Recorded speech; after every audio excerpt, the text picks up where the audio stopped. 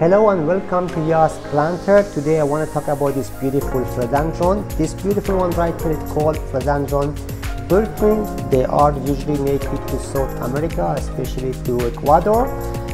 What these beautiful ones are famous for, they are usually one of those plants that requires a lot of water, so known as a very thirsty plant. Usually when it comes to the watering, obviously you do not go so high with the overwatering, because obviously overwatering is going to kill all of the plants. But this one right here, you water them every week and you ensure that the soil are quite dry between the watering. Usually the first couple of inch from upper part of the soil, if it's dry, that's the time you water them. To know that, basically you can usually dip your finger inside the soil to see that if the upper part of the soil is dry, then you do a watering. So when it comes to the care about these beautiful plants, they usually do like a lot of indirect sunlight. They do love humidity, so keep them there in the corner of the house that usually you have got a good light, maybe around 4 to 5 hours light during the day, especially the morning hours or late in the afternoon hours. They're going to be quite healthy for this beautiful plant. And when it comes to humidity, misting some water around the leaves every week, that's going to basically create a good amount of humidity around the plants to ensure that they grow very well and they thrive.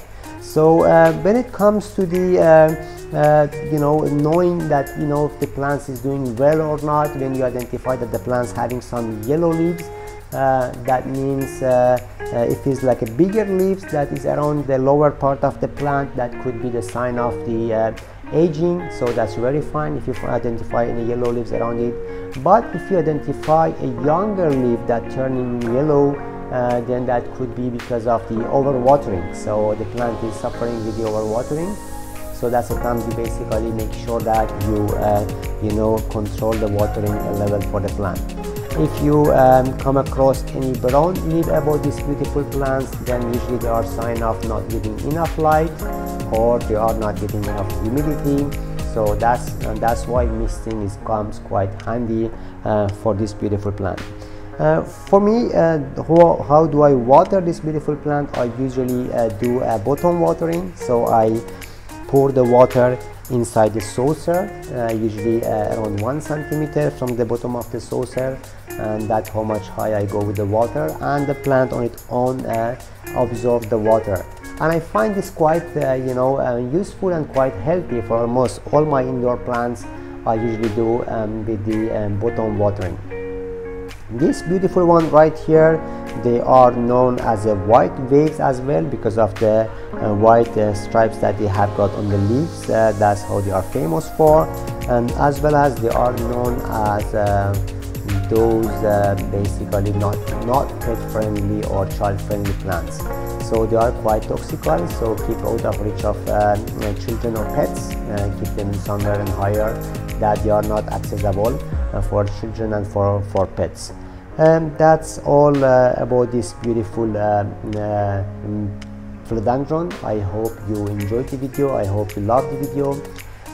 One of the other things that I wanted to add about these ones, to basically ensure that the water quite stays very well inside the soil, since the plant is it's a thirsty plant. Potting soil is quite important. So the potting mix that you choose for this beautiful plant is usually, I suggest, 2-part potting soil and 2 parts of perlite. So if you see that still the water still get drained fully and does not stay in the soil, then maybe reduce the amount of the perlite and add more of the potting soil. Because obviously the plants requires more water, and you want that more water to stay inside the soil. You do not want all the water to get drained out, unlike some other indoor plants that usually they like full water to be drained. That's all about these beautiful plants. Have a wonderful time and see you soon.